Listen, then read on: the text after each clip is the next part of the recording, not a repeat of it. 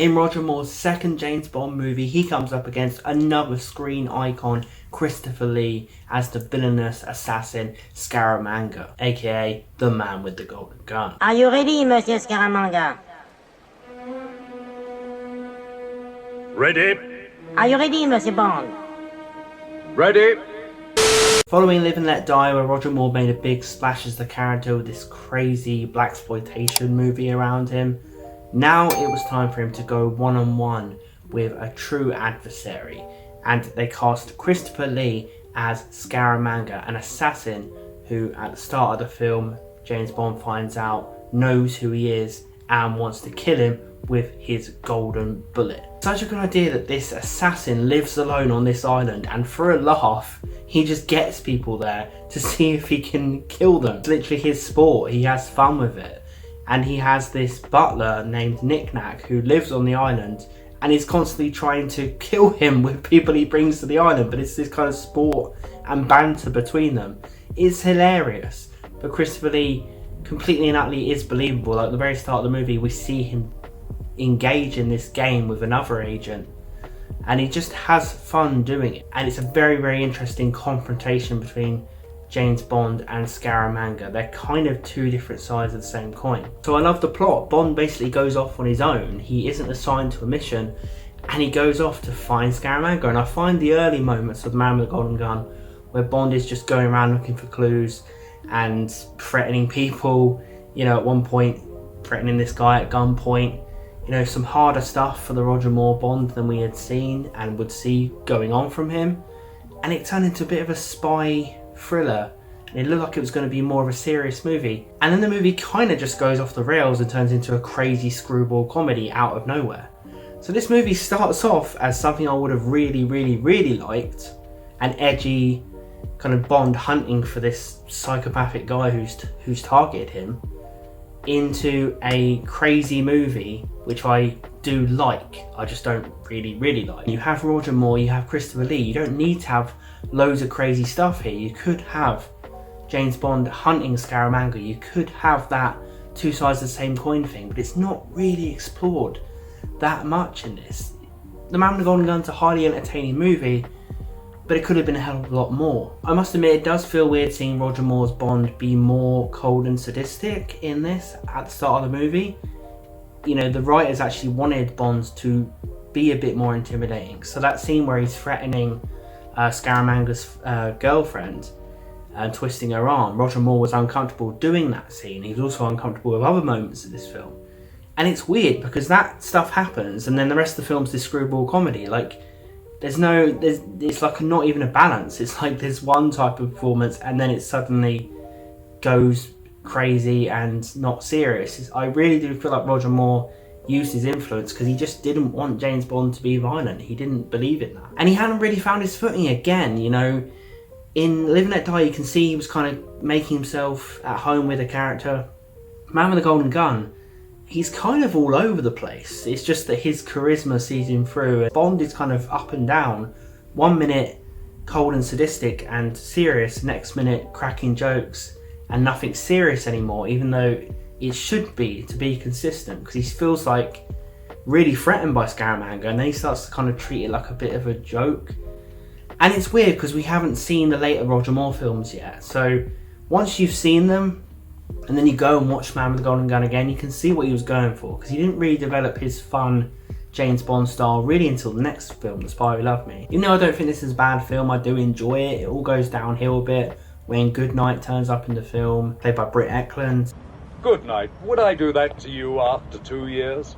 Yes, you bloody well would. Goodnight is the Bond girl here, and she's nothing. It's almost like the writers are literally sticking a middle finger up to women with this. This character of Goodnight is the character that everyone is talking about when they say the Bond films are sexist and they don't respect women. This character is it. It's Goodnight. Goodnight spends the whole film, her whole existence in this film, is she exists to want to sleep with James Bond.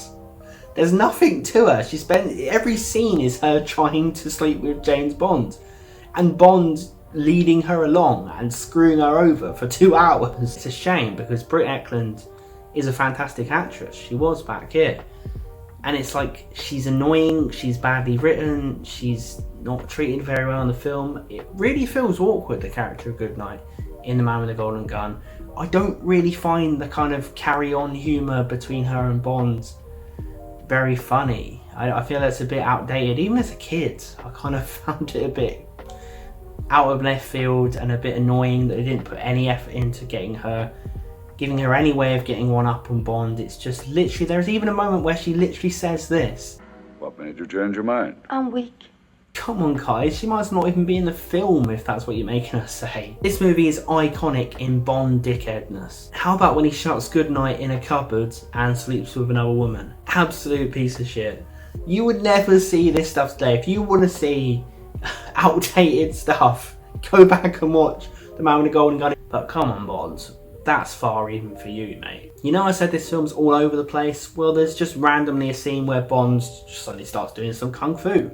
Bond can drive every vehicle in the world, he knows every skill in the world, and he knows every martial art in the world. Absolute geezer. Is there any skill this man doesn't possess? It is cool seeing James Bond do some kung fu, of course, but it kind of makes no sense. You know, it just feels like a random selection of bits, this movie. That, you know, it's like a kung fu film, an action film, a screwball comedy, a road movie. Like, there's loads to it, and it just feels like a jumbled everything thrown in at once. Sheriff Pepper returns from Live and Let Die, and he's not needed.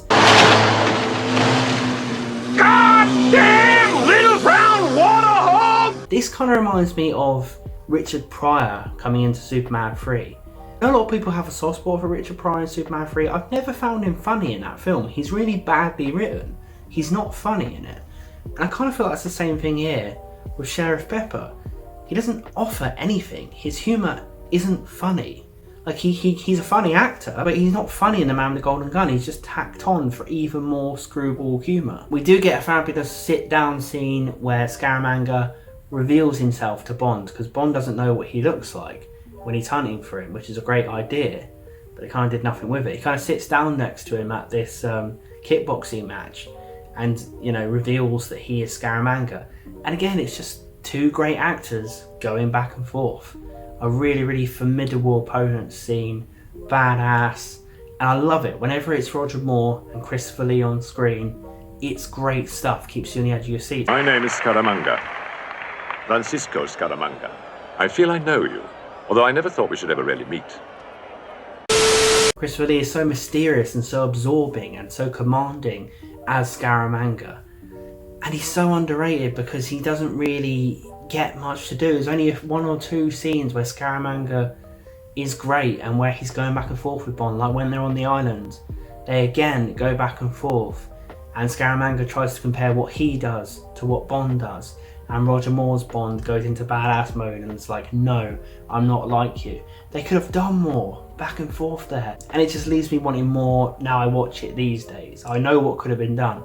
I know Roger Moore could have nailed it because he actually went on to do a very serious Bond film in For Your Eyes Only several films later. So I wish we could just maybe swap these films over and have Bond and have Roger Moore decide to go serious for this one and have this when For Your Eyes Only happened. It just makes Scaramanga seem like a bit of a missed opportunity when Christopher Lee is tailor-made for a James Bond villain and the ideas are all there. Sheriff Pepper's part of one of the most cool James Bond stunts in the history of the franchise, but no one remembers it because they buggered it up. Never heard of Evel Knievel?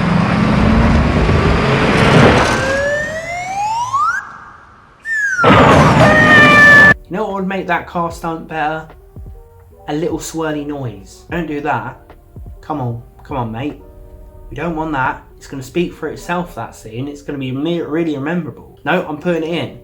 And then they put it in, and it's known as one of the biggest joke stunts in film history. This is what's the problem with The Man with the Golden Gun. Everything is there to be great, but it's almost like they downplay everything and make everything not as important. Roger Moore and Christopher Lee there, they downplay that. They downplay this amazing car stunt. They kind of take away the seriousness of everything, so it ends up being a film that isn't as memorable. What do you think of The Man with the Golden Gun? Let me know in the comments below. A lot of people love the film. Do you think it's better than Live and Let Die? Thanks for watching. Please subscribe to this channel if you're a movie geek just like me, and if you're a James Bond fan, click on the screen now. There are more Bond videos on this channel. I do plan on talking about some more Roger Moore James Bond films in the future on this channel. I will see you guys next time.